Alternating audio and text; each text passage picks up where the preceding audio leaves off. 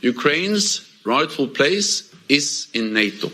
NATO stands with you today, tomorrow, and for as long as it takes. They want to treat Ukraine as if it were a NATO member. If that's the case, the Russians will go all the way to the Polish border.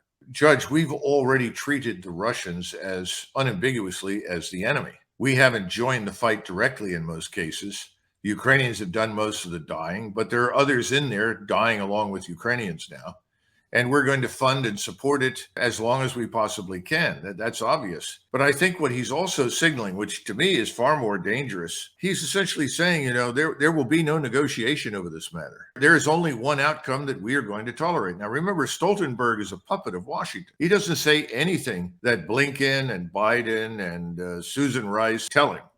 So he's just repeating what he's hearing from us. And that means if you're sitting in the Soviet or Russian high command and you're talking to President Putin, you're saying, they've left us no alternative. Not only do we have to conquer eastern Ukraine, which they're going to do in pretty short order in June, they're going to have to turn west, cross those bridges, head south, take Odessa, and then march continually towards Poland. And this has always been the danger. And this is why, from the very beginning, you and I talked about the danger presented by this coalition of the willing that our friend General Petraeus mentioned. The Poles, the Americans, maybe some British SAS or something, maybe some Lithuanians, I don't know, who decide to intervene in Western Ukraine. Well, the Russians have taken us at our word, and they have built a force that once it launches is quite capable of getting to the Polish border.